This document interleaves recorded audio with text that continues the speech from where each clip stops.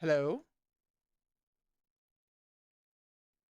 That is so fun. Like the one time I don't immediately reduce the screen and go to the chat. The one time, of course, is the one time that the sound setting gets flipped. Duh. Why wouldn't that happen? I blame the water bitch. So, take two. Mo Run. I'm me. This is Mo Run. And this is Gaywatch, where we watch and we read gay things. and we continue through Volume 9 of Erha today. We read for a couple of hours. We take a break somewhere around halfway through. And we read through about 40 to 45 pages these days. And I think today we're still on the lower end of the 40s.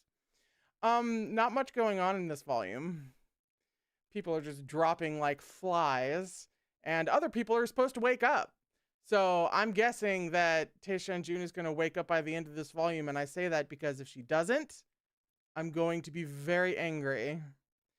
Ditto if the tree doesn't show up. We need Chuan-ning to show up, please. I don't know where you have him. I don't know what he's doing. But he needs to, like, get here yesterday. Very quickly. Please, dear God. We are going to finish Volume 9 by Tuesday. Tuesday will be the last stream for Volume 9, and then we have a break until about the end of February so that we can pick up Volume 10 and just go right into Volume 11, which releases, I think, somewhere in March. So that's the game plan. So however Volume 9 ends is where we're leaving it for a couple of months. Yeah, for like 2.5 months or something like that. Which I'm only realizing now that I'm saying it out loud. We're on page... Hello? We're on page 261 for chapter 288, as I drop the bookmark, which is called The Zongsha and the Emperor. Because Mo runs Spiritual Cores in Tae-shan Jun now.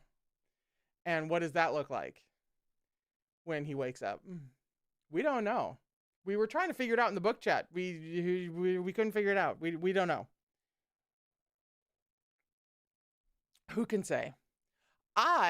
Since Chim Chim, who, by the way, great fucking handle, asked lemonade from Mike. Unfortunately, no. I have tea. I have the tea. I do not have any lemonade from Mike. I'm going to have to finish this volume lemonade-less. That's what we're doing today. There's a link in the description with trigger warnings should you need them. There's another link, an evergreen one, to the public version of the Gaywatch Discord, which is where all the queer, bookish, and danmei discussions can be had. And I think that's it. I think there's no more stalling. I think we just have to start reading now. I actually need to make a note to myself as I drop my phone. To throw the volumes of Stars of Chaos onto the Amazon wishlist during the break. Because otherwise, I'm going to completely forget. And we can't be doing that because I thought it had 3 volumes. It does not. It has 5. Do you sense the stalling?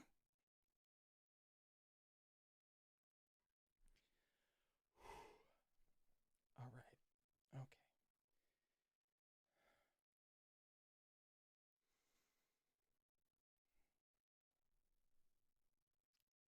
In the dream, Tae-shan Jun opened his eyes to find himself standing in the middle of an endless plain. The clouds overhead were crimson, so low they seemed within reach. He was surrounded by lush reeds and willow fuzz, rising and falling in the breeze. Human voices echoed through them, some laughing, some weeping. The sound was as soft as gauze slipping through one's fingers, or the brush of flowing water. He walked forward, startling the deep blue fireflies from within the depths of the reeds. The great band of a river flowed sluggishly past his feet, larger and wider than any he'd seen. He glimpsed boats floating on its surface in the distance, and the song of the ferrymen echoed through the air. My body sinks into the abyss, my limbs reduced to paste, my head emptied of thought, my tears ground to dust. Feed on my entrails, you scarlet insects. Feast on my organs, you hovering vultures. Only the soul returns. Only the soul returns. The past flowed by like water, leaving only the soul. He felt he had been here before, but when? Tae-shan Jun looked around. The scenery seemed so familiar, yet no matter how he cast his mind back, he couldn't recall ever having seen it. "Hey, you," came a voice behind him. Taishanjun whirled around, but saw only fireflies. The voice was very faint, like snatches of a half-heard dream. "Walk a little further. I'm right here." Despite his distaste for taking orders, Taishanjun's curiosity got the better of him. Frowning, he walked into the reeds where those fireflies danced. He soon saw a ruined mill, its overgrown courtyard piled with rubble. In its center, upon a pitch-black grindstone, sat a man. His back was turned to Taishanjun, and his face was turned to the sky. "Who are you?" The man didn't look back. He sighed. "I'm probably leaving soon." "Leaving? Where are you going?" Taishanjun didn't wait for a reply before asking in frustration, "Where are we?" "You're on the shore of the Soul River.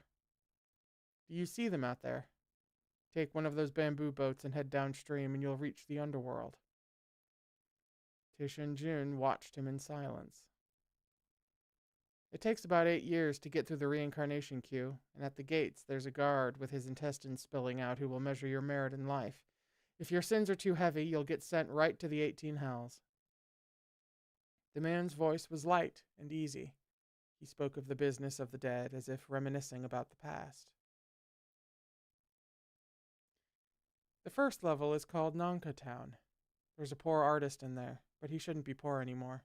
I burned a lot of paper money for him. There's an old man selling wontons, and if you go deeper, you'll see a palace built by the 4th Ghost King. Oh, and there's also Tailwind Hall." "Blah, blah, blah," Taishanjun cut him off. "Get to the point." The man paused. "Taishanjun, do you fear death?" He scoffed. "What's there to fear?" "I used to think so too. Once I chose to end myself with poison. I thought there was nothing more I wanted in life, that I didn't fear death." The man lowered his voice. "But now, I don't want to go. He's still in the world. I can't leave him."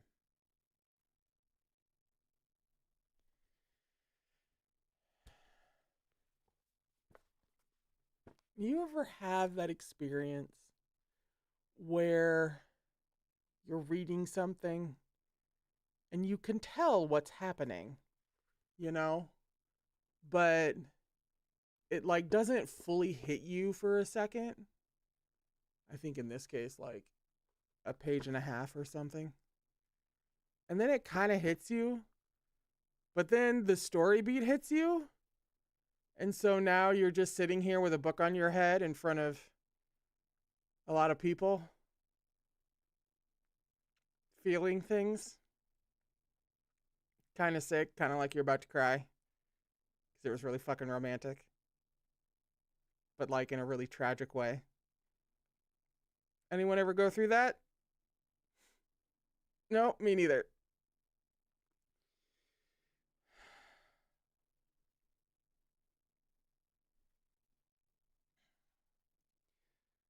The man leapt lightly down from the grindstone, stepping out of the shadows and into the clear light of the moon.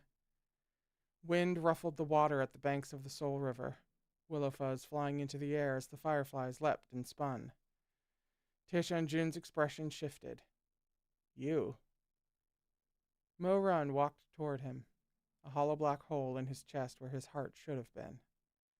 His handsome features, the high bridge of his nose and the clean lines of his face, were relaxed. He looked a little different from the first time Taishanjun had seen him at Mount Jiao, other than the fact that he was now much calmer. All the fear and confusion had been wiped away. "How are you still?" "As you can see, I'm not. But for some reason, I'm a little different from the other dead. It's been 7 days since I passed, but no Heiwuchang or Baiwuchang." Footnote. Heiwuchang and Baiwuchang are entities whose names mean black impermanence and white impermanence, respectively. They dress in their respective colors and serve Lord Yanlo, the supreme judge of the underworld, collecting deceased souls for judgment. But no Heiwuchong or Baiwuchong have come to take me to the underworld. I've been drifting around on the shores here this whole time. Tishanjin narrowed his eyes. Don't worry. My spiritual core is inside your body. I can't survive. Mo-Run turned his face toward the rushing waters of the Soul River. But I don't want to leave, he murmured. I want to go back. Blinking, Tishanjun brought a hand to his own chest. A malevolent grin appeared on his face. Your spiritual core is within this venerable one? So then, Huabinan succeeded. He did it. This venerable one will be able to move around at will. This venerable one will... Hello. Art. Do you know who Huabinan is? Mo-Run turned, watching him quietly. He stepped up to Taishanjin, then lifted one glowing, incorporeal finger and tapped him between the brows. Actually, there's no point in telling you. He's messed with your mind, and knowing him, he'd cut away anything that would stand in the way of his control of you. But since your cognizant soul remains, you should at least remember a little. Don't let him use you so easily. For some reason, Taishanjun felt a splitting pain where Mo-Run touched him. Scraps of memory flashed before his eyes. What are you doing? Mo-Run said nothing. He took Taishanjun's face in his hands, watching him quietly and a little sadly. If only you could learn the whole truth. You, at least then, even if I have to leave, I'd feel better about it. Taishanjun clenched his jaw. What truth? What a load of shit. Unhand this venerable one. Furious, he tried to struggle free of Mo-Run's hold, but it was like beating cotton fluff. His spells and his limbs went right through his other self's intangible body. Mo-Run closed his eyes and sighed. Honestly, I really do want you to see what I've been through since my rebirth. I want to give you all my memories. Maybe it's because this fixation runs too deep that my soul hasn't been taken away. Maybe it's so I could meet you here. He leaned forward, pressing his forehead to Taishanjun's brow. Turn back, he whispered. Forgive yourself.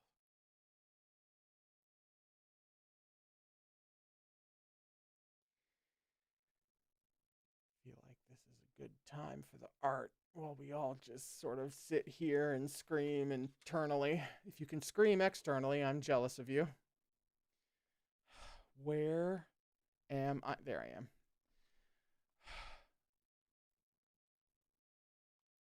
Like, do the artists have to be quite so rude? Not just in, the quality and beauty of the art, but the choice for what to draw. They really choose their spots,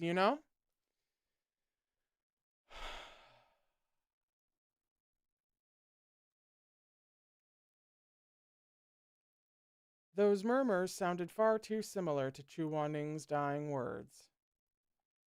Taishanjun flinched, but before he could unleash his fury, bloody crimson filled his vision. He saw the heavenly rift to the ghost realm once again.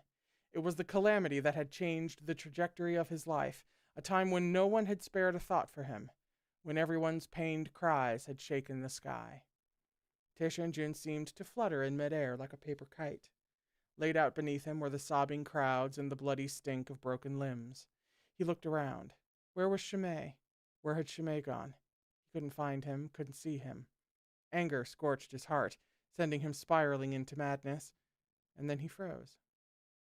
In the smoke of battle, a familiar silhouette was twitching on the ground. Taishanjun descended and found, to his surprise, that it was his own youthful self, unconscious and on the verge of death. What had happened here?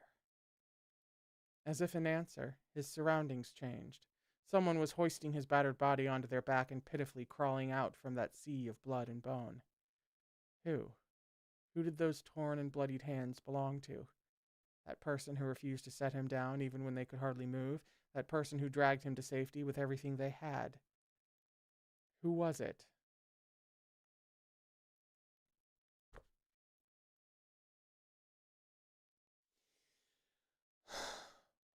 Gee, I don't know. Who could it be? It's a mystery.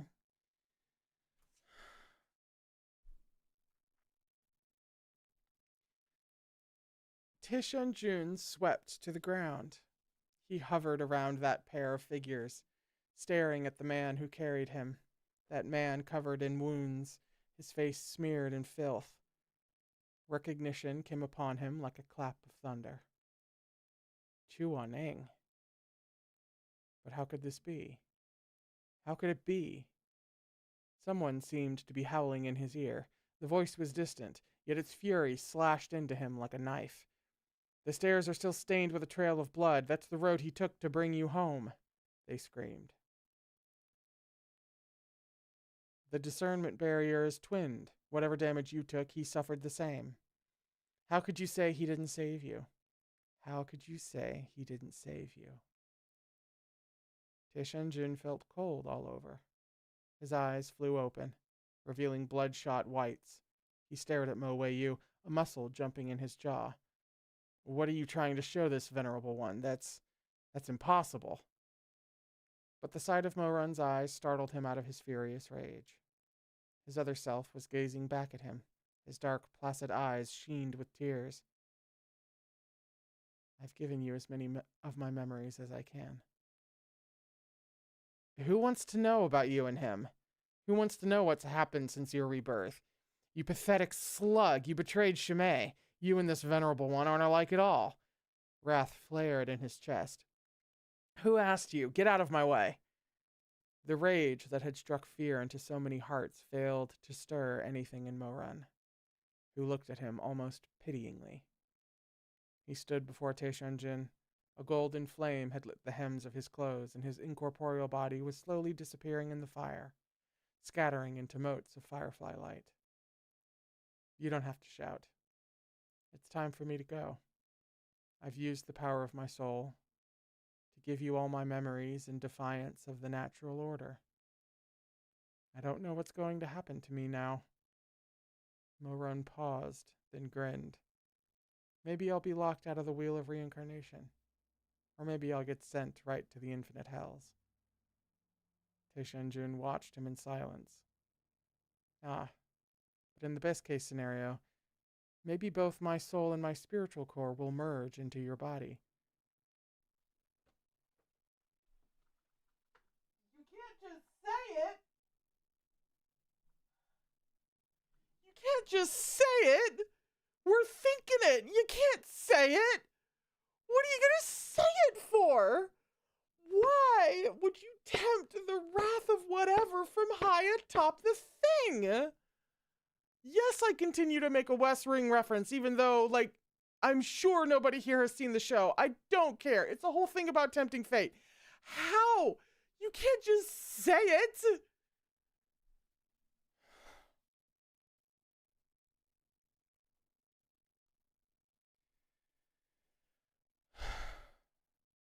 Tishun Jun had listened to the rest with bored impatience, but this statement made him scowl. Don't even think about it. Looking at him, Mo-run's mouth curved in the hint of a smile. Why? What are you afraid of? Considering this a grievous insult, Tishun Jun narrowed his eyes. What does this venerable one have to fear? This body belongs to this venerable one. Don't you dare try to usurp me.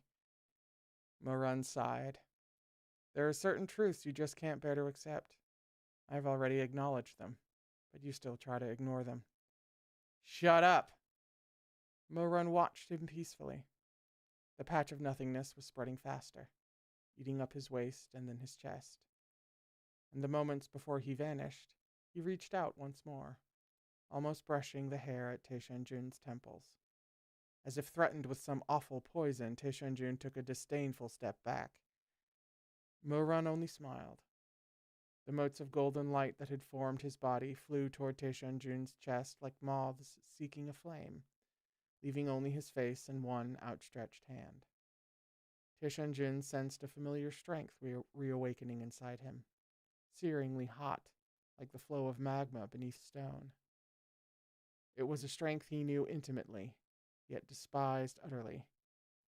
Don't even dream of merging souls with this venerable one. No one ever wants to leave. How could I not make one final attempt? Taishanjun was snarling. Get the hell out! Mo-Run gazed at him. I'm sorry.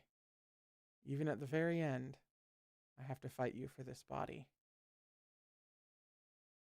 Taishanjun was silent, seething. If only you could return to who you were. Be Moe you, won't you? The golden flame burned all the way to his fingertips, then swallowed that young and handsome face. Don't be Taishanjun anymore. His voice faded with a whisper of ash.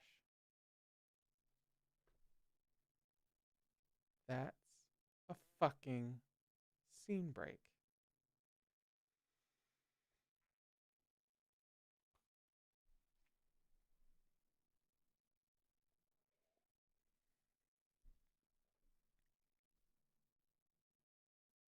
The attempt was made. The attempt was made.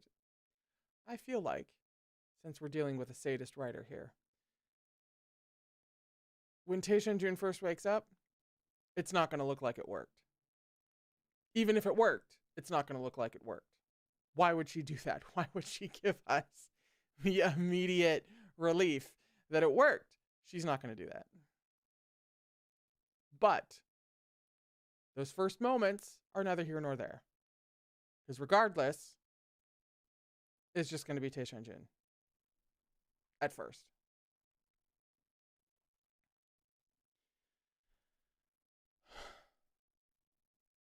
In the secret chamber inside Tianyin Pavilion, a dazzling light exploded from the coffin. It was like the sun brought to earth. So blinding, Shimei squinched his eyes shut and threw up his sleeve to shield his face. After what seemed like an eternity, the piercing light slowly faded. Shimei had never seen anything like it. Paling, he flicked his sleeve aside and peered into the icy coffin, only to meet eyes so black they gleamed purple. Taishanjun slowly sat up. His cheeks were bone white and cold, his lips still devoid of color. He resembled a statue of gold jade formed from some underwater spring. His robes, gold embroidered black, emanated an icy mist. Even the light shining upon him seemed somehow frozen. He reached out, pale and slender fingers resting upon the lip of the coffin, and looked around, his eyes coming to focus on Shimei. Shimei was this creature's master, but the eerie look in those eyes made him take an involuntary step back. You're... He swallowed, mastering himself with effort. Finally awake. Taishanjun said nothing. His expression was fiendish, even more cruelly unpredictable than it had been in the past. He panted shallowly, his back soaked in cold sweat. Mo Zongsha's final smile still flickered before his eyes. He closed them, trying to feel for an extraneous set of souls inside his body, but it was not something he could tell by feeling. At the sight of his stormy expression, Shimei, standing beside him, swiftly reached out to put a hand on his forehead, muttering spells to settle Taishanjun's uneasy heart. After completing a few, Shimei stared into his face. How do you feel? Taishanjun didn't reply. He put his hand out, wiggling his fingers experimentally. Those neatly trimmed nails were like still water, devoid of any vital flush. He got to his feet in the coffin. His first rasping words were, I dreamed quite a long dream. Shimei watched him warily. It wasn't real. Black robes billowed like clouds and golden thread gleamed like water as the emperor stepped out of his coffin, a darkness in his demeanor. I thought so. He stared at Shimei, and Shimei returned his gaze. Shimei probed quietly. Do you remember who you are? There was a short silence. That cruel and handsome man smiled faintly, his thin lips parting to bare his teeth. How could I not? Tishan Jin. Mo run. Mo way you. He paused, dropping his eyes to the ground and giving the tense Shimei an insouciant bow. Ready to serve my master. A flicker of joy passed through Shimei's eyes, but he dared not relax just yet. He produced a crystal from his Changkun pouch, which shone with a queer jade-green gleam, the strongest type of crystal used to test a cultivator's spiritual energy. He swallowed, coming to stand before Taishan Jun and handing him the stone with barely concealed anticipation. Can you light it up? Taishan Jun's eyes swept coolly over it. Of course, he said easily. He tightened his grip on the little crystal, tendons protruding. When his powerful spiritual energy poured into the stone, it did more than glow. Fine fissures spread across its surface. Shimei held his breath, staring at the crystal without blinking. With a loud crack, the green stone shattered in Taishan Jun's grip. That formidable crystal had been reduced to dust, infinitesimal motes that streamed between his pale fingers. Was it supposed to be difficult? Taishan Jun flicked the powder from his fingertips and sneered. Fragile little thing. The tension melted from Shimei's body. He took a few steps back and collapsed onto a nearby bench, utterly drained. This was the world's most powerful force. Had it finally returned to his control? Shimei couldn't help it. His trembling grew violent, the dim light in the stone chamber illuminating his impossibly beautiful face. Was it joy? Or relief? Shadows slid over his features, blurring them into a ghoulish mask. He buried his face in his hand. Mother, do you see? He murmured. I did it. He jolted to his feet, near hysterical, shouting madly at those blank walls in the stone room that held no one but himself and Taishan Jun. Do you see? Soon, do you all see? No one replied. In that silent chamber, he began to laugh so hard tears streamed down his cheeks.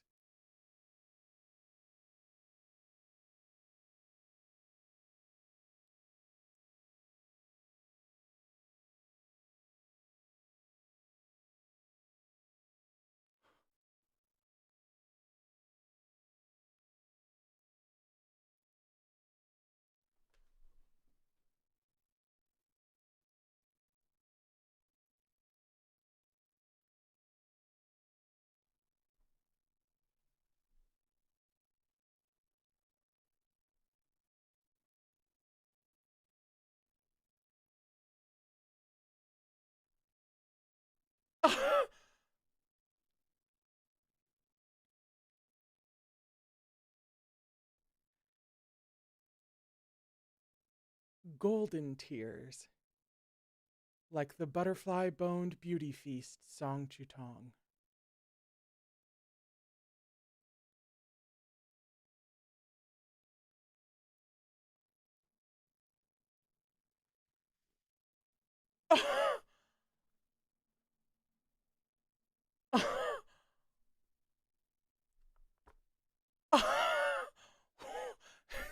I'm I'm immediately reminded about how his mom told him to never fucking cry.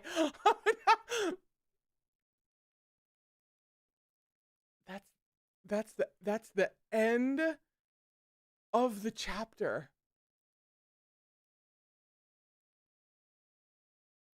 Y'all, the theorists, y'all wanted somebody to be a fucking butterfly bone beauty feast. Some of y'all were thinking Mo Run. I think one or two people thought Huabinan. But like there were other theories about other people. Like y'all wanted somebody out here to be a surprise butterfly bone beauty feast. I can't believe it's actually happened.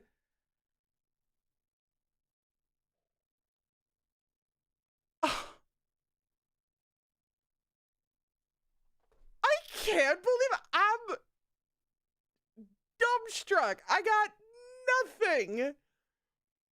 Absolutely fucking nothing. Oh my god!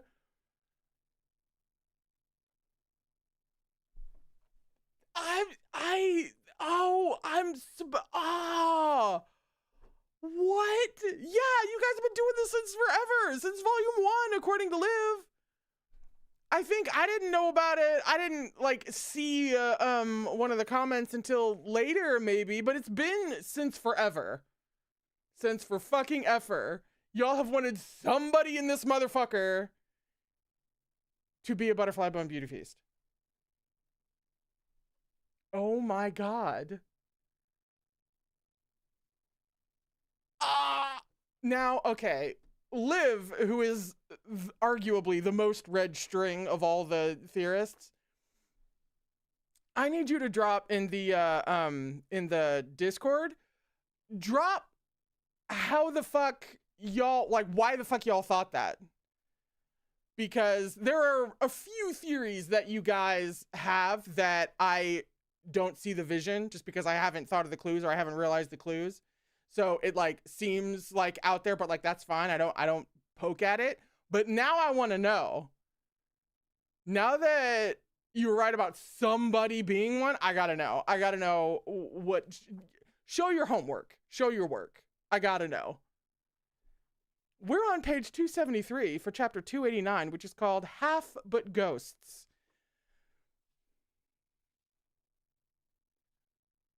Wabanan is a butterfly bone beauty feast. That makes so much sense in hindsight.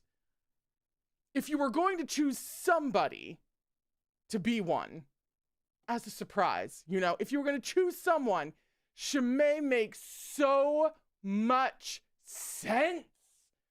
We're not even getting the real download on him. I mean, we haven't gotten it yet. We're starting to, though, apparently. We know that he's got some sort of legendary status mommy issues going on, and this plays right into that. But we wouldn't find this out until right now. I can't. I just can't. Oh, for starters, Zareem, the reason Taishan Jun married Song Chutong was because she looked like Shimei. And she's a butterfly bone beauty fit. Oh my god. The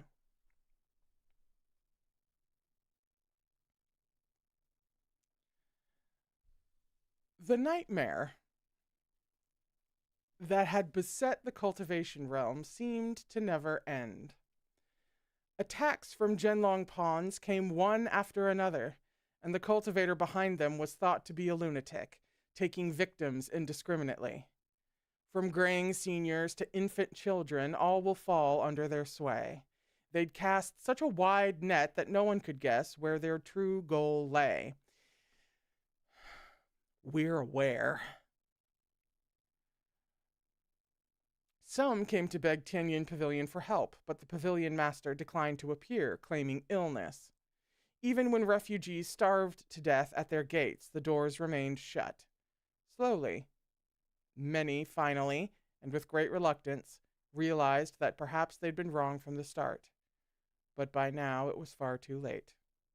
Speaking of mirrors, and how, you know, especially the opposite thing with Huabidan and Morun, I just find it interesting that Tianyin Pavilion and Xisheng Peak were just drawn to complete opposite sides, mirror thing, with people dying at their gates and the gates remain shut, whereas Xisheng Peak actively goes out and searches for poor people to help. Interesting. Mo Zongsha was dead, and Chu Waning's whereabouts were unknown. Xisheng Peak had fallen, and the great sects had their hands full within their own territories. More and more mindless Zhenlong pawns wandered the realm, killing people and setting fire to their homes. The violence spread like a wildfire on a parched plain, swallowing the entire cultivation realm at a blinding pace. From Chengdu and Yangzhou in the east to Sichuan in the west, all the way down to Lezhou in the south. Beautiful buildings and warships alike creaked their laments within the inferno and collapsed in on themselves. Great swaths of the mortal world's beauty solemnly blackened to char in this apocalyptic inferno. That's a scene break.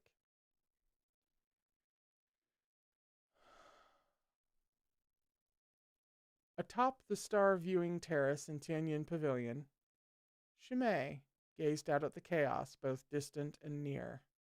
He stood alone for a while before he heard footsteps behind him. A woman's silk shoes creaked over a thin layer of snow, and hands draped a cloak around Chimay's shoulders. Mu Yanli asked, "Where's Taishan Jin?" "He left this morning." "You sent him out already?" Mu Yanli was stunned. "Why so soon?" "There's no reason to wait. Everything is ready. All that remains is to choose the right moment. It's up to him." It took a long beat for Chimay to speak again, a tremor in his usually controlled voice. "Chiche," he mumbled. "It's been so many years.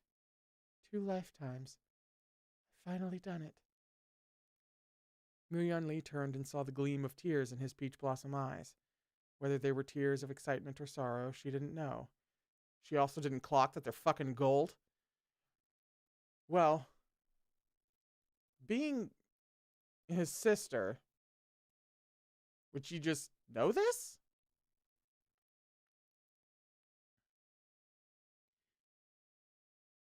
Chimay closed his eyes, forcing himself to still.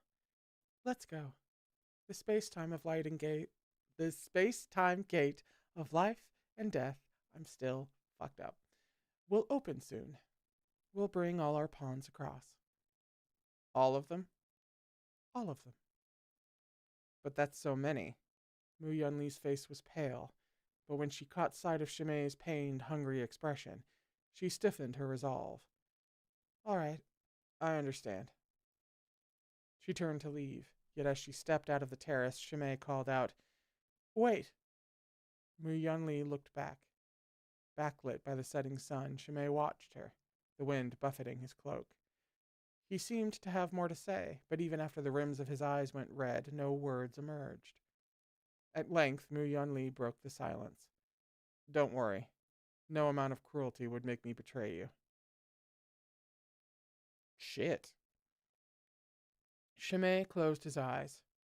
Perhaps anyone, at such a significant moment, would become sensitive and fragile. His voice shook. "Even my other self from this lifetime betrayed me." "He didn't betray only you," said Mu Yanli. "He betrayed the entire..."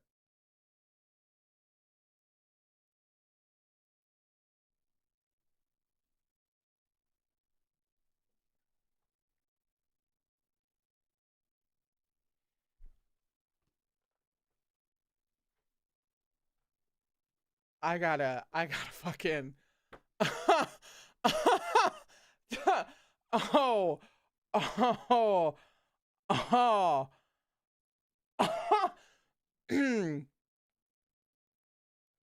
where the fuck? What?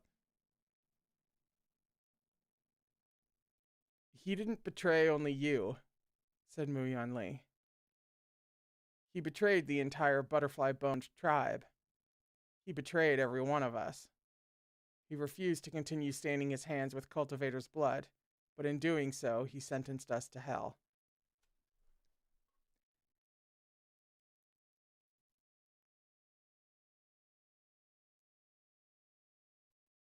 It it's a whole fucking tribe. It it's a whole tribe. She's a butterfly, but he's a butterfly, but everyone. But it's the Oprah show of butterfly bone. You get a butterfly bone. Everybody is a fucking butterfly bone.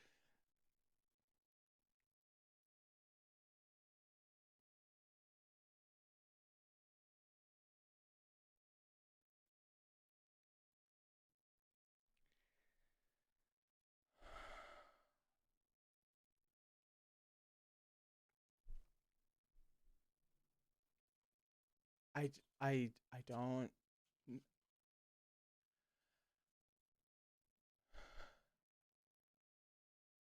Shimei said nothing. I understand why you did what you did, said Mu Yanli. Anan, it doesn't matter what the world says about you.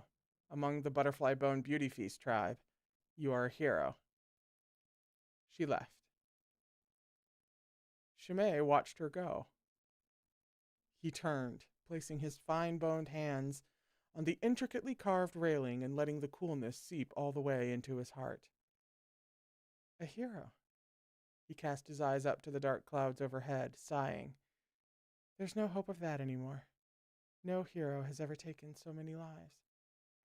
Well, at least he has some, like, bare minimum self-awareness. Sadness flashed in his eyes, but the emotion was swiftly erased. I've done all I can across 2 lifetimes, battling heaven and earth against the designs of fate. Now, both these forbidden techniques, the space-time gate and the Genlong chess formation, lie within my grasp. No one on Earth can stop me. Forget becoming a hero. I just want a way out. His knuckles were white on the railing, his last 3 words swallowed up by the wind. For us all.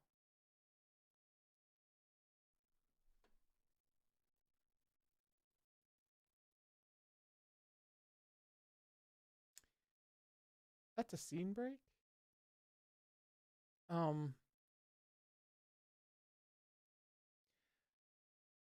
We're coming up on 4, so we're coming up on break time.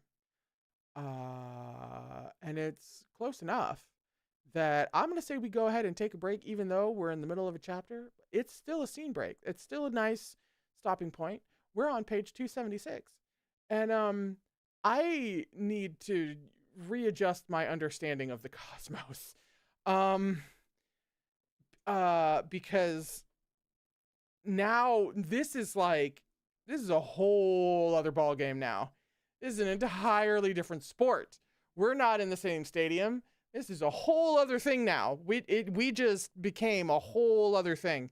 So I'm gonna go stare at a wall and make some more tea, because I'm gonna need a full thing of tea for this. I'll be right back. Enjoy the break room. Maybe stare at its walls. And there's pretty moving scenery in the evening with snow. It's very nice. And I'll be back in just a few minutes. Okay.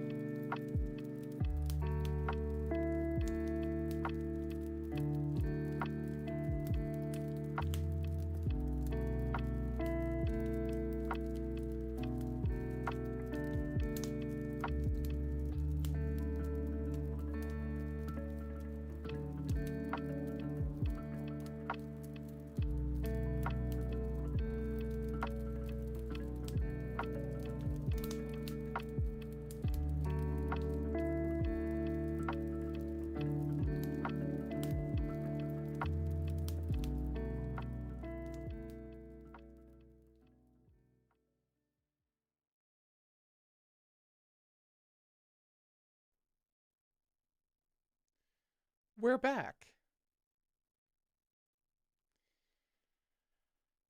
Somebody, I think it was Liv in the chat, was asking if I had played something, and I think Nas said that she thought that I had, and why do I automatically assume it's slow damage? But that's what I'm assuming. Which I did. I finished it over on the Patreon, but I can clear that up real quick. I just didn't see which game you guys were talking about.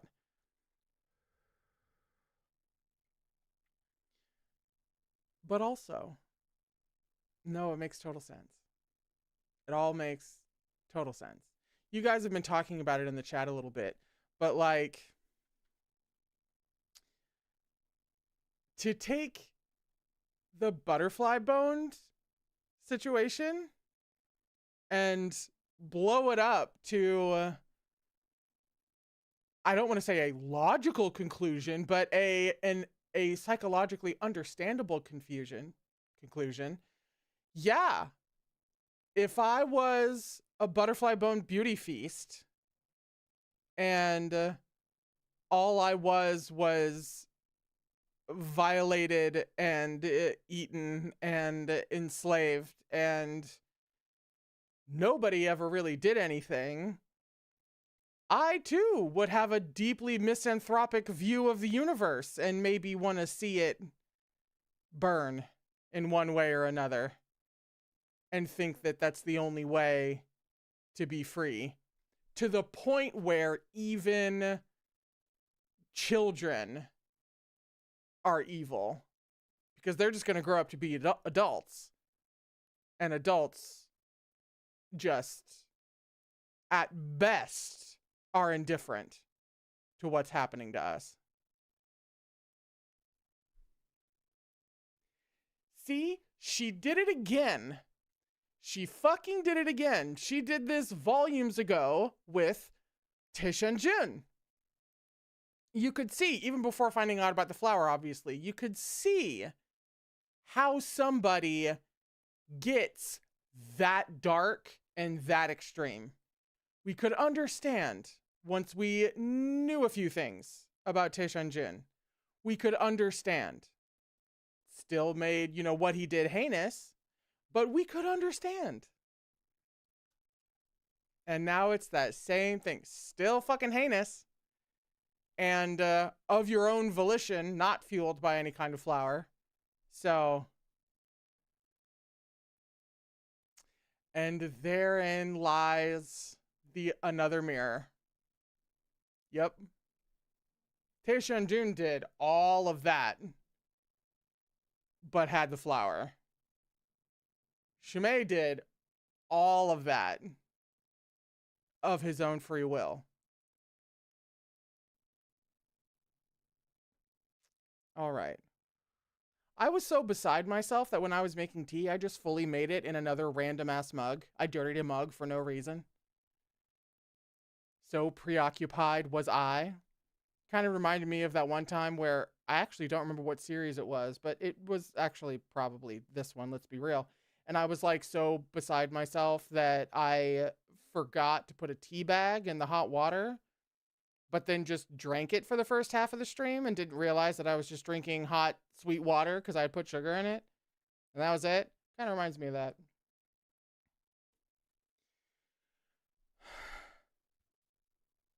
I can't fucking believe it. I just can't believe it. It makes so much goddamn sense. She's sick and fucking twisted. And I fucking hate her. I haven't said it recently, so I feel like I should reiterate. I hate this woman. I hate her to a fairly extreme degree. I loathe her. That's so fucked up genius. I hate her.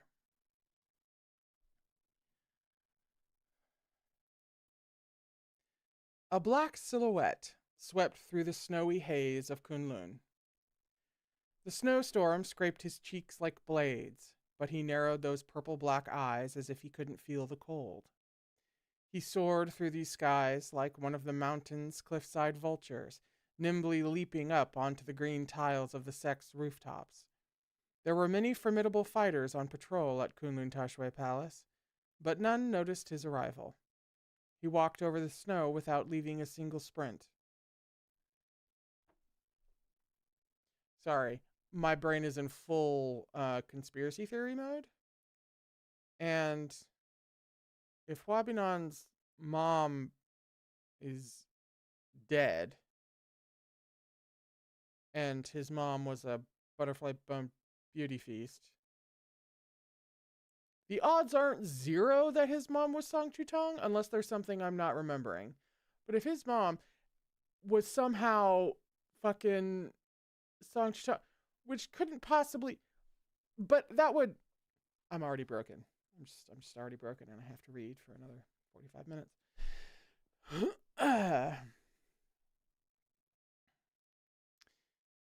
The man swiftly made his way to the highest point in Tashway Palace. From there, he could look down at Heavenly Lake and the snow, surrounded by the hazy stillness and spreading fog. That bolt of black lightning came to a stop. He stood atop Kunlun, as straight as the blade of a dagger. His black eyes remained fixed on Heavenly Lake. The howling gale flung back his hood, revealing the bloodless face of Emperor Taishanjin. He'd endured yet another round of Shumei's tempering. Now in possession of Mozongsha's spiritual core, he'd regained the power he once had, and no longer disobeyed his master's commands. He'd finally become a weapon with which Ximing Jing was satisfied, a bottomless wellspring of spiritual energy. But ever since he'd awoken at Tianyin Pavilion, certain scraps of memory flitted through his mind. He'd always been certain he hated Chu Wanning and loved Ximing Jing, that the fullness of his anger and adoration were linked to each of them respectively. Yet slowly, he was coming to realize this wasn't the case. He heard hazy voices and saw blurry scenes. Chu Wanning carefully folding wontons in Mengpo Hall, himself pleading, "Shizhen, let's start over from the beginning, okay? Please pay attention to me, won't you?" He saw the full moon shining down over the ocean and into two people's hearts. He saw himself holding Chu Wanning's hand, while Chu Wanning looked down at his lap. Impossibly, those sharp phoenix eyes were red and wet at the corners. He heard Chu Wanning telling him, "I'm no good. Nobody's ever liked me." He saw their passionate tryst at the inn. The storm raged outside, but it had nothing to do with them. He saw Chu Wanning inside the Red Lotus Pavilion, Chu Wanning looking up at him. His heart pounded. Taishanjin's eyes flew open. What was this? He saw Chu Wanning looking so gently up at him, a tenderness in his eyes that no drug, torment, imprisonment, humiliation, or his own ceaseless wheedling had ever earned him. Taishanjin's head pounded. He reached up to rub at his temples, sunlight flashing on the thorns of his vambraces. He cursed. What the hell? So help me. If he remembers Chu Wanning's declarations of love as Moron was dying. Well, if it happens really soon, I can't leave because I still have to keep reading. But if it happens towards the end, I'm rage quitting.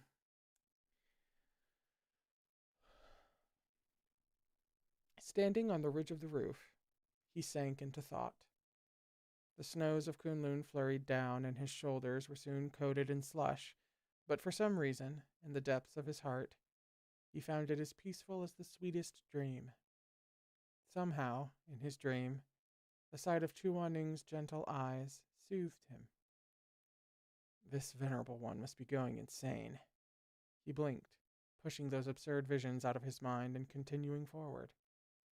His master had ordered him to find the place with the strongest spiritual energy in Kunlun and fully open the space-time gate to the past life. He should have gone north, but when he saw Heavenly Lake, he turned the other way. Here, he'd forever lost Chu Wanning.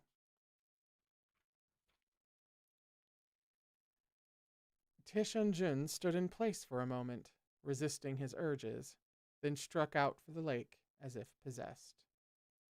Pardon me while I adjust the mic.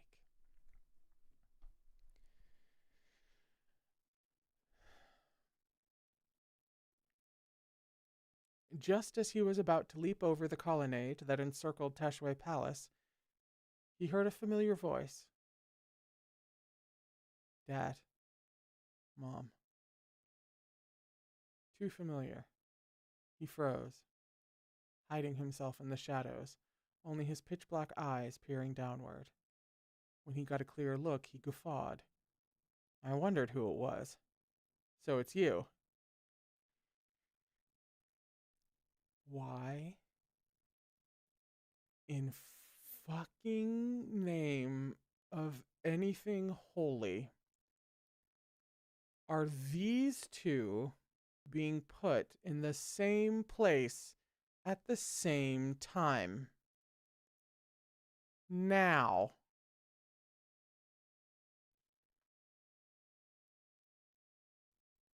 In the courtyard below was a lone Shui Meng. He clutched a jug of wine, sprawled over the table and stinking drunk. This venerable one didn't kill your parents this time, Tishanjun stroked his own chin, relishing the sight of Shui Meng so downtrodden. But this venerable one is only too pleased to see you upset. I haven't forgotten who dug a hole in my chest all those years ago. How do you like it? Does your heart ache? The courtyard was silent. No one else was there. Tishanjun stared down for a beat longer. Struck by a whim, that black shadow fluttered down and landed before Shui Meng. The intoxicated phoenix didn't register his arrival. He caressed the jug of wine, then tipped it back to pour more into his mouth. An icy hand reached out and grabbed the red clay jug, stopping him. Who?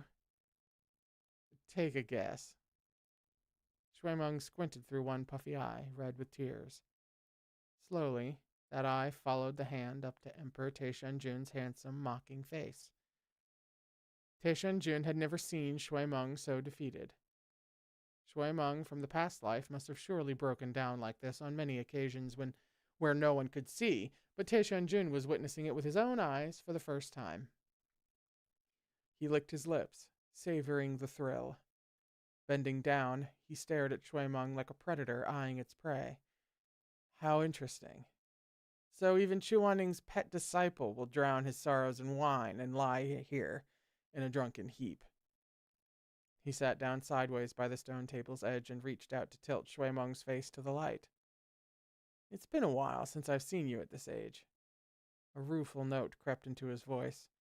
This venerable one's been in that other world too long. I nearly forgot what a proud and haughty face you had when you were young. His fingers slid from his cheeks to his nose, his brow, then prodded him on the forehead. Shui Meng, did you know? There's something this venerable one regrets very much. He stared into Shui Meng's glassy eyes, and a chilling smile crept across his face. In the last life, this venerable one spared you in a moment of mercy, but then you turned around and tried to kill me. Often, this venerable one wondered if it wouldn't have been better to kill you at the start. Honestly, the living are never truly at ease, and the dead aren't exactly suffering. Taishanjun's voice was a low and threatening murmur. Shui Meng, do you want to join your mom and dad? He leaned forward. His icy breath brushed Shui Meng's cheek, and two freezing fingers came to rest on the artery pulsing at the side of Shui Meng's throat. Taishanjun's eyes never left Shui Meng's. He stared at his own reflection in those hazy, tear-filled pools. The image of a ghost returned to Earth. Everyone in this world will die eventually. Taishanjun bared his white teeth. And we were brothers half our lives, were we not? Since I've run into you here, this venerable one might as well help you on your way, set you free.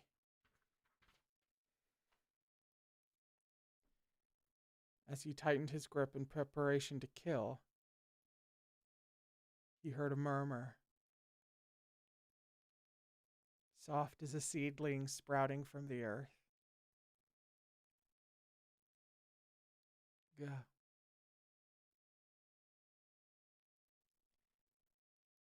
Taishanjun froze. Shui Meng gazed at him. So drunk, it seemed he'd only just recognized the man in front of him. His tears fell like rain as he sobbed, staggering to his feet and grabbing Taishanjun's ice-cold arm as if it was driftwood upon a stormy sea. Gah. Of course he wouldn't notice the minute differences between the Mo Run of the past life and that of the current world. He only knew that this was Mo Run, his brother, his family. The return of his carefree youth. The words finally sank in. Taishanjun was sure he hadn't misheard. Stunned, he didn't know what expression to put on. A scene flickered through his dazed mind. Himself and Shui Meng sitting in the Red Lotus Pavilion, toasting each other with wine and tea beneath the moonlight. Was this yet another thing Mo Zongsha had done? Gah. Shui Meng burrowed into Taishanjun's arms, eyes wet and unfocused. He initially tried to hold back his tears, but eventually started stammering and sobbing, gasping out the words between bouts of crying. Don't go. Don't leave me here alone. Then his focus seemed to go inward, and he began to shake, speaking through bloodless lips. Don't kill my dad. Don't force them. I was the one who killed those people. Don't hurt my parents. Hurt me instead. Great fat tears slipped from his chin to dampen Taishun-jun's lapels. Don't cut out my guy's heart. Amidst his nonsensical weeping, Taishun-jun slowly lowered the hand that would have choked Shui-meng to death. He stood stiffly, wanting to push Shui-meng aside, but Shui-meng held him so tight, in such a brotherly embrace. Slowly, his tears soaked the fabric over his chest, just above his heart. When he extricated himself at last, Taishun-jun practically fled back onto the roof. He lay atop the colonnade, carefully out of sight, and watched Shui-meng, curled up and sobbing in the snow. In his memories, Shui-meng had always been cruel and haughty, with a sharp and cutting tongue, but the young man abandoned in this snowstorm was merely a boy who couldn't find his Guga anymore. He watched Shui-meng cry for a very long time. At length, Shui-meng rose to his feet, either sobered up or exhausted, and stood blankly in the courtyard. Clutching his jug of wine, he stumbled toward the plum blossom trees in the courtyard. He wandered aimlessly, his expression lost, and slowly dwindled into the distance. Taishun-jun looked at the mess of footprints left in the snow, left by someone who never turned around. He watched as they marked a path into the depths of the storm, until he lost sight of Shui-meng's retreating silhouette. Mournful singing drifted over the wind. It was a Sichuan song Shui Jingyong had sung when he was alive. Now it came from Shui-meng's throat, echoing over the snowy Kunlun Tashui Palace. Greetings, old friends, half but ghosts, meeting only in cups of wine. That voice still held a youthful clarity, but its tones were heavy with weariness. Beneath the osmanthus tree hides a pot of wine, a drink shared between time-worn faces and streaks of white. The snow left fingers of white in the young man's dark hair. His hoarse singing was accompanied by the wail of the wind, two torn and tattered cries. The first light of dawn shatters the dream, all depart. The song was fading out, growing distant. Or maybe Shui-meng hadn't gone far at all. Maybe his voice had gone soft, his breath swallowed by sobs. Leaving me alone with my aged tears. Leaving me alone with my aged tears. At the age of 22, he could only see his old friends smiling together again in drunken dreams. He was in the best years of his youth, yet he relied on the aid of a jug of wine to see the parents and friends he yearned for. Shui-meng tipped his face up, as if trying to keep more tears from spilling. He couldn't tell if he succeeded. The storm blinded him. He closed his eyes, crying out so loudly his song echoed among the clouds. He seemed to be interrogating the heavens themselves, making demands of the earth under his feet. I'd give what remains of my life to the god of dreams, if only to call you back, cup after cup. Beneath the gathering clouds, he smashed his jug on the ground. Shui-meng let himself fall into the snow, arms spread wide. He didn't want to go any further. What was ahead of him, anyway? He was surrounded by ice and snow, bereft of anyone he knew, stripped of his home. Even the Mo run he'd dreamed of just now was fake. A mirage that had disappeared in the next blink. He lay unmoving in the snow. After a beat, he reached out and covered his eyes. Those bloodless lips parted, hot tears sliding down his temples. Why did you leave me behind? He sobbed, voice cracking. Why? Why did you leave me here? In both lifetimes, Shui-meng had been left alone. Taishan listened as those last words were drowned by the storm, staring in the direction in which Shui Meng had gone. He stood on the rooftop, completely still, the gale whipping through his cloak. He reached up and touched his chest, unsure what he was feeling. Greeting old friends, half but ghosts. It was true for Shui Meng now. But when had it ever been false for Taishan? In the past life, Wushan Palace had been emptied, leaving him alone. No one remained. He couldn't remember where he'd left the censer in his room, nor where those old clothes from his youth. Sometimes he'd blurt a joke from his student days, but the faces around him were respectful and tense. No one knew what he was talking about. No one understood him. All who could were dead or gone. Taishan made his way slowly to the heavenly lake. White fog filled up the skies, and snow gathered in drifts on the lake's surface. He stood unmoving, like a statue that had no heart and felt no chill, and let the snow cover him. Chuaning, he whispered. If back then. If what? He didn't continue. His lashes fluttered as he closed his eyes. For him, there was no such thing as the past. He was Emperor Taishan, the highest lord of the cultivation realm. He didn't know regret. He never thought of turning back. What was done was done. He would speak not of repentance nor defeat. It didn't matter if his body was ruined or all his kin forsook him. This was the road he'd chosen.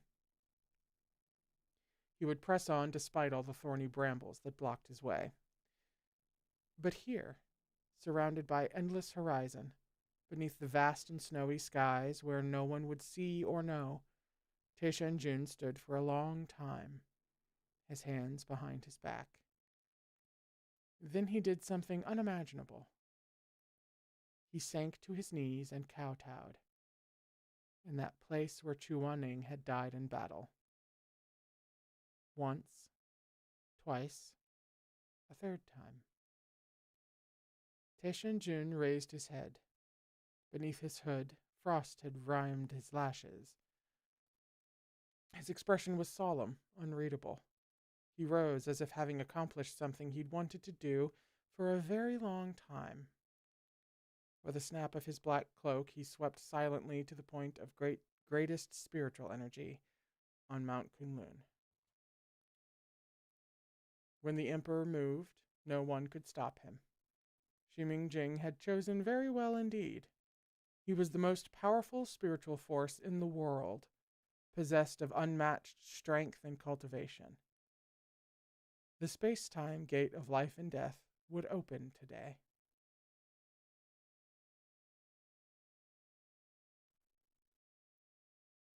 That's the end of the chapter.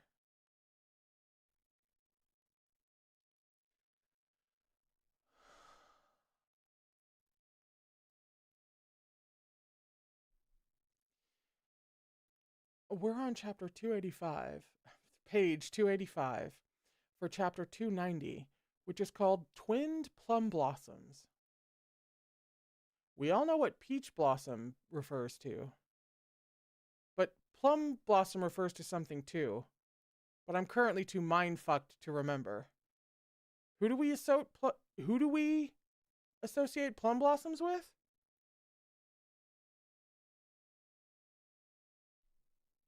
If it's Mei Han Shui, I'm gonna fucking fall out.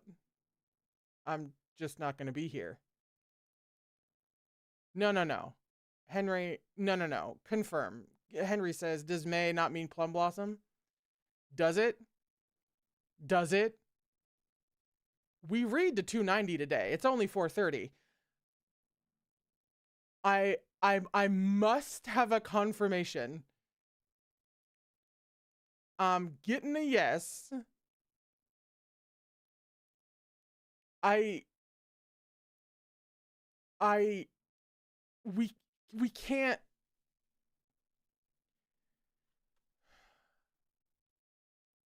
We can't do all of this in one day. What is she trying to do to me? We can't. I had thoughts, is the thing. I had thoughts about the shit that just happened. What? I don't know. I'm glad I wrote it down then. Ah, I can't remember if this has been brought up before, but that whole scene with that whole moment with Shuimeng gave such empty chairs at empty tables vibes. And if you're a fan of Les Mis, you know exactly what I mean. So if this connection hasn't been made, I'd be fucking shocked. But if there's like any crossover material that features Shuimeng and empty chairs and empty tables, I want to know about. I'm just putting that out into the universe. I want to know. Because that is so deeply empty chairs at empty tables.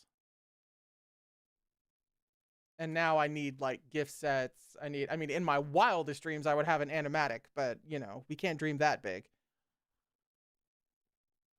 Okay, this chapter is called Twinned Plum Blossoms. Twinned Plum Blossoms. She's been more on the nose and direct with her chapter titles as of late as well. So unless she's about to subvert me at the worst possible moment, I think it's gonna happen. Okay, I'm bringing the mic back out to me. All right.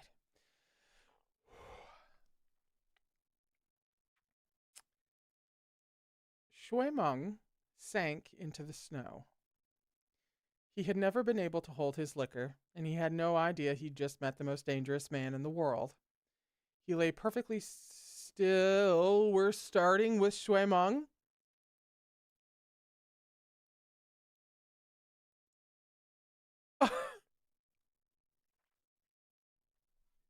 Okay.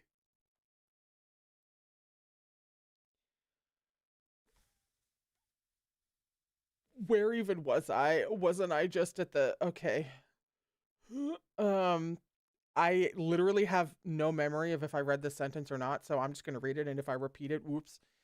He lay perfectly still, the pristine snowfall from the peaks of Kunlun falling over him like springtime willow fuzz or autumn's reed flowers. Sometime later, a man, holding a crimson umbrella, walked toward him through the snow.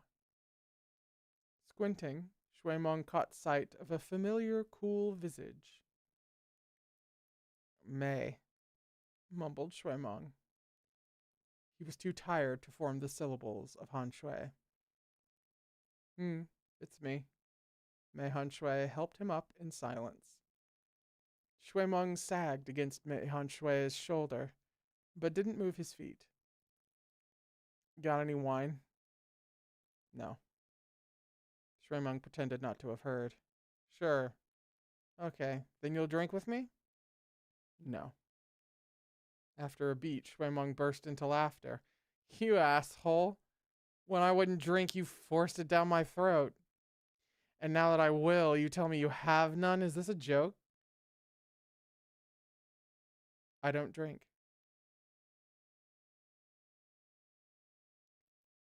Mumbling something rude under his breath, Shuimeng shoved Mei Han Shui aside and hobbled into the flurrying snow. I'm about to swallow my tongue. Holding his umbrella, Mei Han Shui watched his stooped figure.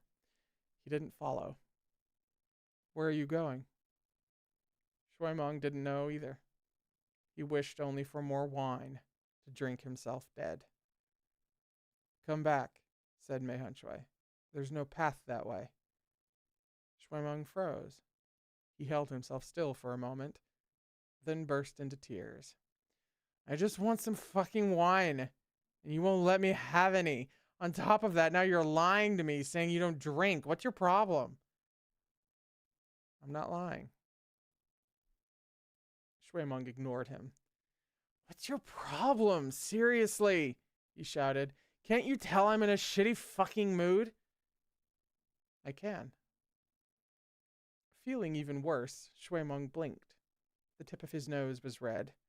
I see, but you won't drink with me. You think I'm going to drink up all your wine and not pay you back? Let me tell you, I'm not as broke as you think. Still mumbling, he started digging through his pockets.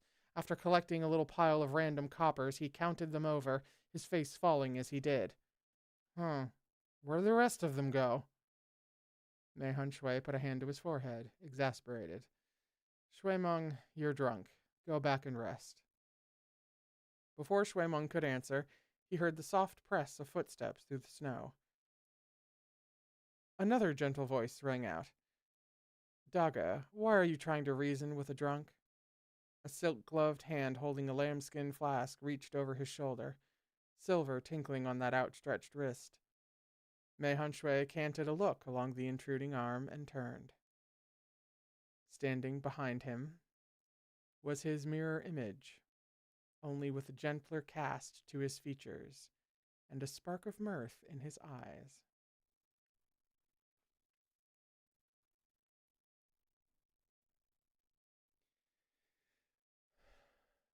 There are only two ways to deal with drunks, the man beamed. Let them drink until they pass out or beat them unconscious. Mei Hun Shui leveled him with a dubious look. The newcomer batted his lashes. I know Daga doesn't drink. Go home. I'll drink with him.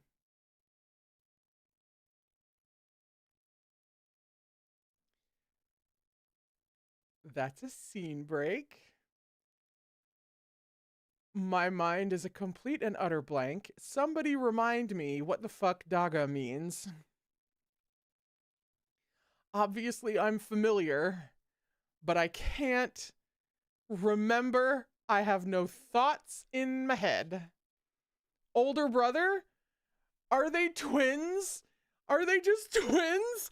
It's not a timeline thing. It's just twins. I mean, either that or, you know, that would be this timeline Mei Hun Shui's like funny way of referring to OG timeline Mei Hun Shui.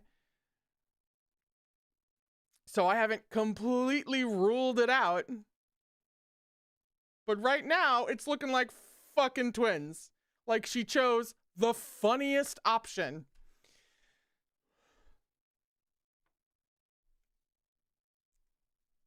Faint gray smoke spiraled languorously into the air, softly tender and hardly tangible.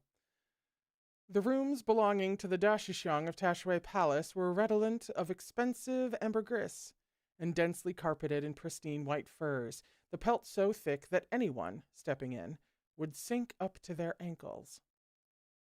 Gossamer layers of drapery blurred the line between night and day. Any breeze would lift the delicate drapes, but in its absence they hung low, veiling what lay beyond. That is the most, like, romantic description I've ever heard. Like, and then there's like a bearskin rug, and there's a fire crackling in the fireplace. We hear soft jazz coming from nowhere as the multiple lit candelabras strewn across the floor with the red wine and the flower petals. You know what I mean?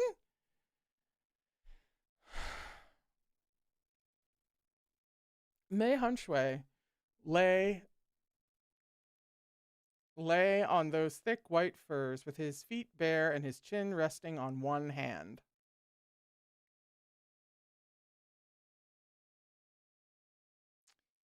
His pale toes curled languidly as he lifted jade-green eyes to watch Shui Meng, who sat cross-legged before him, gulping down wine. After a few cups, Mei Hun Shui smiled. Ziming, aren't you shocked? About what? There's two of me. Oh, was Shui Meng's only reply. This poor, drunk, grieving man.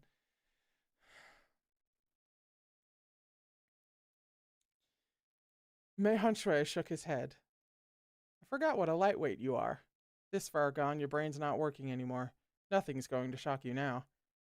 I don't know if you realize, but the person who parried that blow meant for you at Xisheng Peak was my Daga. Don't remember. Oh, sweet Jesus fucking Christ, art. Hang on. You saw his blade, Shofeng. A sword made of dark silver iron.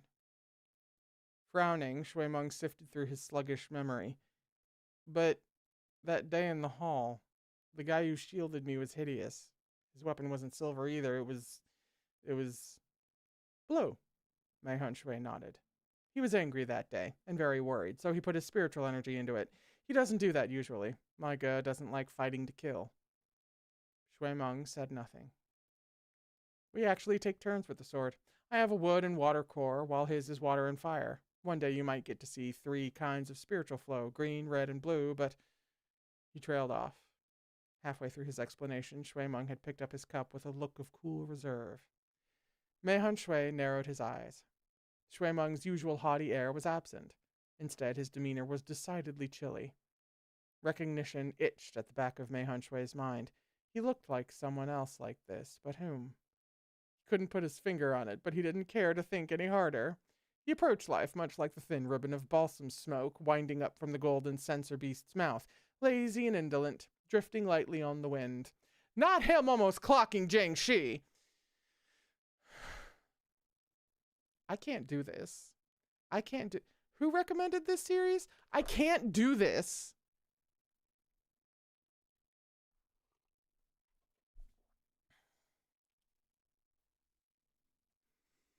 Shui Meng finished off another lambskin flask. Is there any more?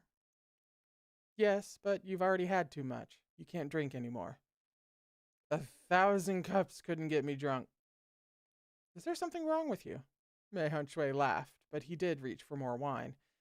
This is the last jug, he said as he handed it over. If I give you any more and my Ge finds out, he'll skin me alive. So help me God if they're just twins. Shui Meng sipped slowly, his expression placid. He didn't resemble himself. He swallowed and murmured, You have a Ge. Huh? Mei Hun Shui smiled. Of course. I've been talking about him for a while, and you saw him just a minute ago. Bonus points? If through some crazy-ass twist of whatever the fuck, if, you know, Mei Hun Shui thinks they're brothers, but in reality are still from 2 different timelines, that would be, I would have to literally stand and applaud if she pulled that off somehow. Oh God, Art, I'm so sorry. I don't know. I couldn't tell you. I couldn't fucking tell you. Look at this. Look at this. Look at what's gonna live rent-free in my mind. Forever and ever, amen. What do you...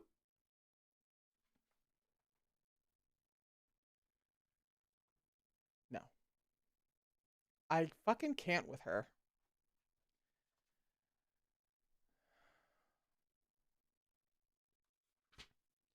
Shui Meng's eyes were unfocused. His long lashes fluttered like a butterfly's wing as he mumbled, I have a Ge too. I know. Shui Meng leaned back against the pillar. He'd sat for so long his legs were numb, so he stretched one out and stared at Mei Hun Shui. The iciness in his gaze melted away, replaced by sunny brightness, yet this glow still didn't seem like Shui Meng. What? I'm sorry, excuse me? He stared at Mei Hun Shui, and then the iciness in his gaze melted away, replaced by sunny brightness? That seem homosexual to anyone else? He grinned at Mei Hun Shui. Hey, how does your Ge treat you?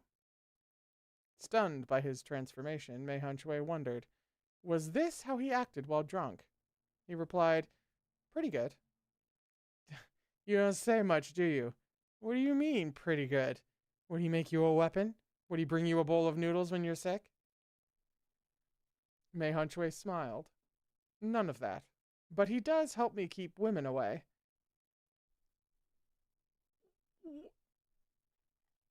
Shui Meng blinked. I don't like seeing ex-lovers throw fits, said Mei Hun Shui. He handles all the ones I can't.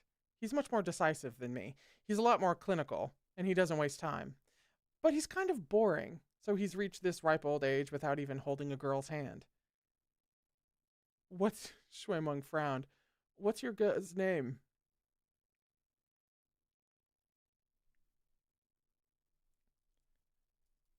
If I knew how to pronounce this on the fly, I would, but this accent mark, I can never fucking remember how that goes. So, I'm just gonna say it the way we've been saying it, and maybe he'll correct me here in a couple of lines. Mei Han Shui. You two have the same name? It's not the same character, Mei Han Shui smiled. His is Han as in cold. Fitting. What are you guys playing at doing this? Shuimeng mumbled. It makes things easier in a way, said Mei Han Shui. Some things are unremarkable when two different people do them, but seem mysterious if people think they're done by the same person. It was the palace leader's idea, so my Ga and I have been switching places ever since we were little. They're just fucking twins. They're twins. She introduced space-time, timelines. We got multiple timeline people running around everywhere. But for Mei Han Shui, it's just some twin switcheroo. That's so funny. I can't laugh.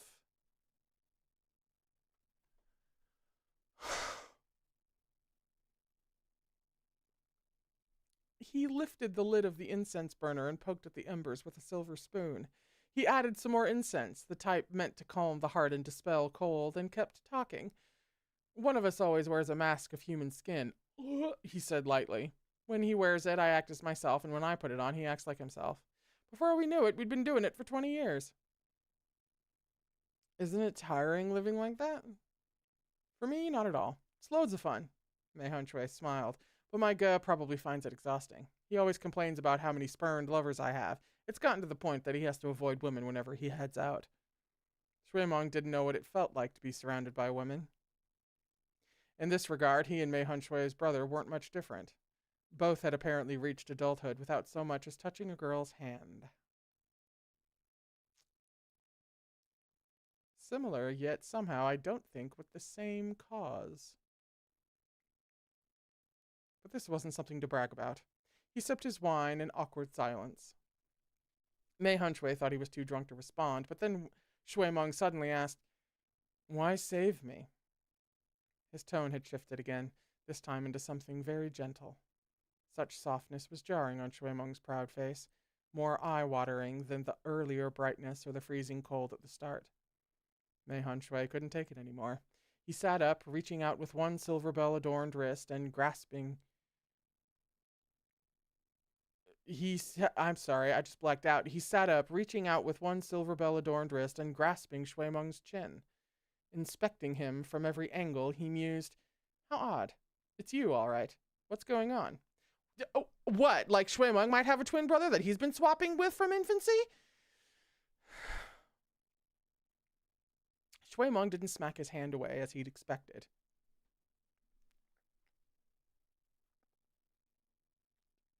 I mean, he's drunk, but I don't care.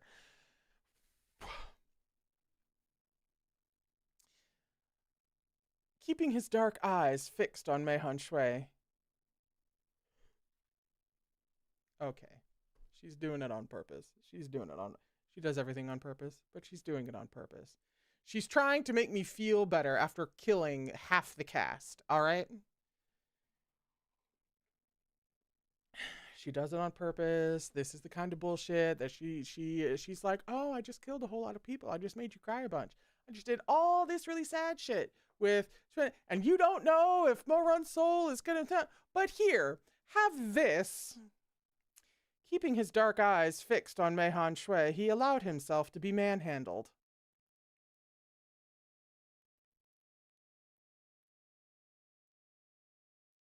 I hate her.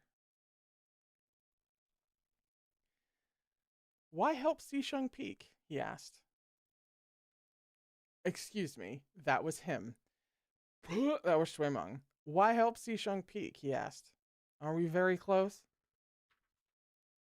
"Not really," said Mei Han Shui.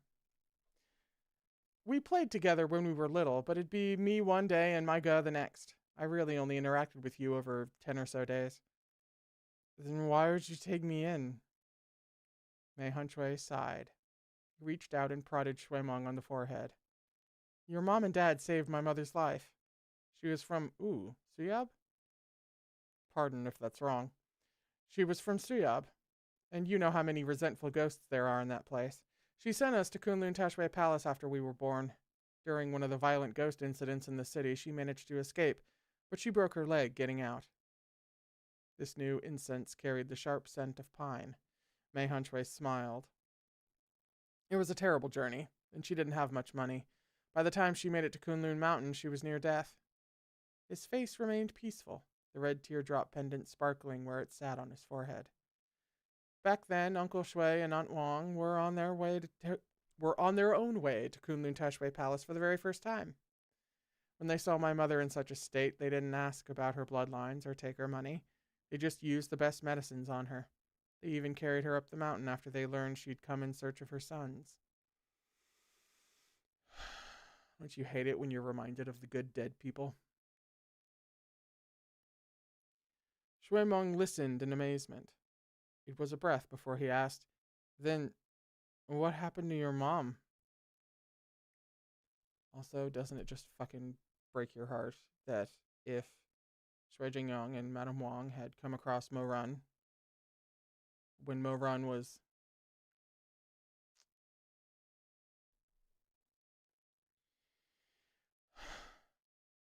The injury was too severe. Mei Hunshui shook his head. She couldn't be saved. She passed shortly after, but thanks to Aunt and Uncle, we got to see her one last time. A breeze gusted in, scattering the smoke and ringing the bells on the eaves, which tinkled like flowing water. For years, Aunt and Uncle told us there was no need to repay them, that it had been no trouble. They themselves likely forgot the whole thing, but Daga and I never did.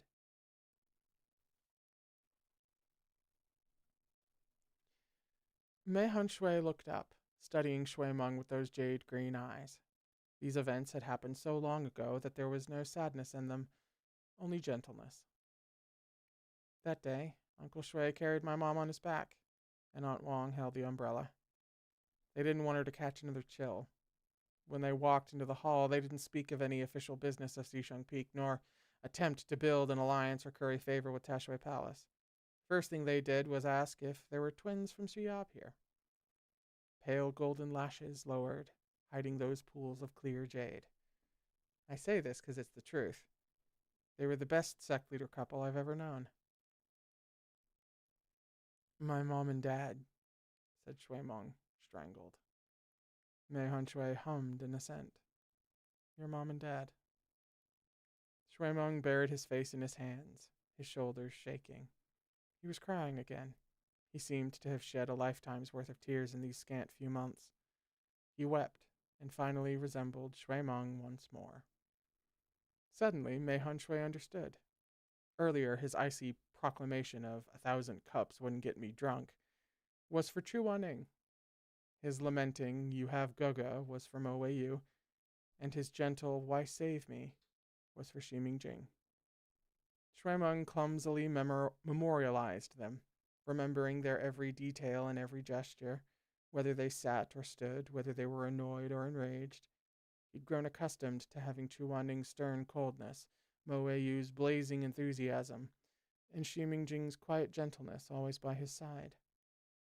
He used to have a shizun, a cousin, and a dear friend. He'd thought this was a matter of course, so he hadn't treasured it. But in the blink of an eye, the storm had left him rootless and drifting, blown by the wind. When the rain had stopped, he was alone. Everyone else had disappeared. Shuimeng drank this jug of wine, and one person became three. He cried and laughed, was cold, warm, and gentle. He loved them, and he had expressed his love respectfully, haughtily, and awkwardly. Perhaps he hadn't done it right. His love for his shizun had always seemed dumb and clumsy, while his love for his cousin came out more cutting than necessary, and his love for Shimei had ever been mild and complacent. The wine was gone. Shuimeng slowly withdrew into himself, curling into a small ball. The rims of his eyes were red. It's my fault, he mumbled. It's all my fault. In his head. Come back, won't you? I'll never be proud or insolent. I'll never be hesitant or neglectful again. Shui Meng sobbed, pressing his face to his knees as he trembled. Come back, he wept. Don't leave me here alone.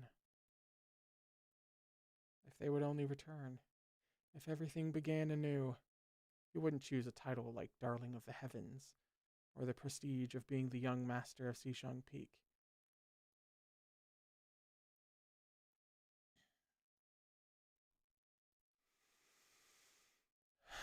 He simply wanted to tell them, I really, really love you. I can't be without you. I have to live out my life by your sides. Even if it cost his spiritual core, or all the gold he had, he'd give up everything to bring them all back for one stolen moment of joy. Seeing his grief, Mei Hunshui sighed and reached out to brush the hair from Shui Meng's crumpled face. Yet before he could speak, an explosive boom came from outside the palace, so loud it seemed to shatter the clouds.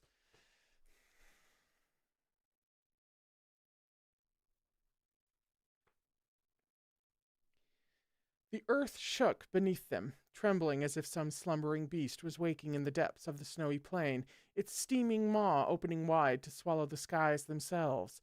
Instantly wary, Mei Hunshui settled Shui Meng and readied himself to leave. He bumped into his brother, sword in hand, at the door. His brother brushed the canopies aside and strode into the room, his expression solemn and very dark. Hurry to the main hall. What's going on? Blurted Mei Hunshui. What was that sound? His perennially composed brother pursed his lips. A mysterious array appeared to the northeast. It's massive. I'm afraid Mozongsho was right. The space-time gate is opening. It's the fucking end of the chapter, is what it is. That's the end of the goddamn chapter.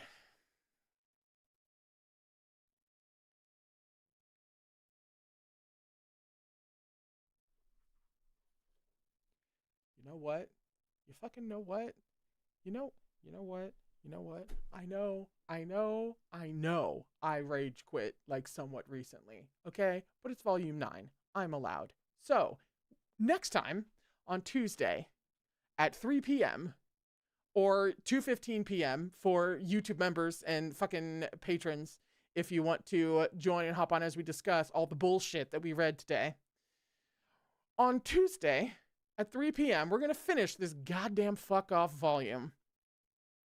And we'll be on page 297 for chapter 292, which is called Two Worlds Finally Entwined. I'm fucking leaving. I love you all. I really do. I hate this bitch. And I will see you on Tuesday. Okay? All right.